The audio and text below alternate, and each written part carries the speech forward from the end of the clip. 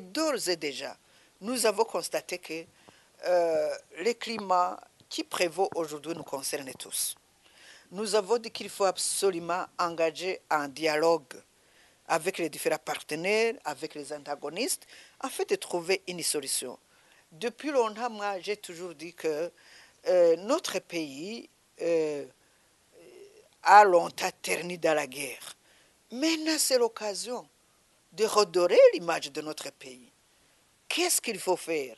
Il y a la responsabilité du pouvoir, il y a la responsabilité des institutions, il y a la responsabilité aussi des organisations, des partis politiques et même de la société civile.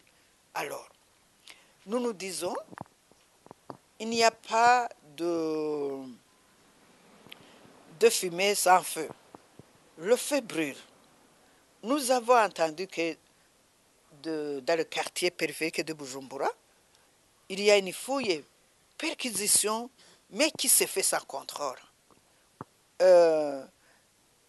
Les responsables au plus haut niveau, ministère de la Défense, et même ont constaté qu'il faut absolument y mettre de l'ordre, qu'il faut travailler dans les normes. Voilà les termes qu'ils ont utilisés.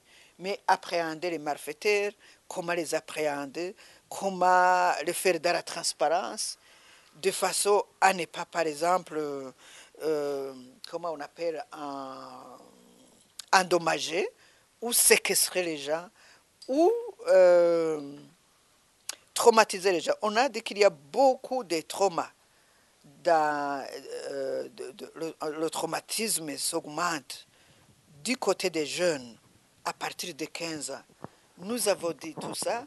Il faut absolument, quand on a un mandat de perquisition, que les autorités locales soient là, que dans le cadre de la trilogie, je crois que c'est la quadrilogie maintenant, ça se fasse de cette manière. Et ainsi, ça se fait dans la transparence. Et ainsi, il n'y a pas de surenchère dans le commentaire.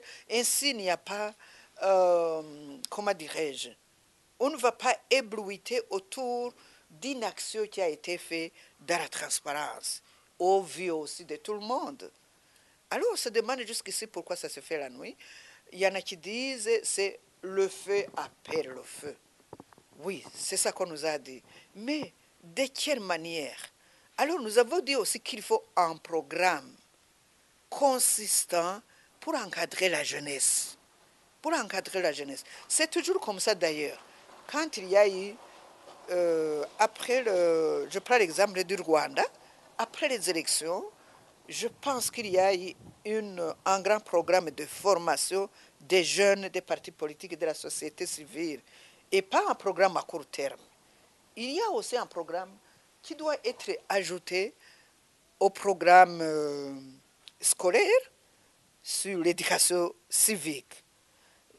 Tout ça, c'était des propositions qu'on donnait d'une façon spontanée, mais quand on aura l'occasion de s'asseoir ensemble pendant une période assez suffisante, je pense qu'on trouvera des solutions.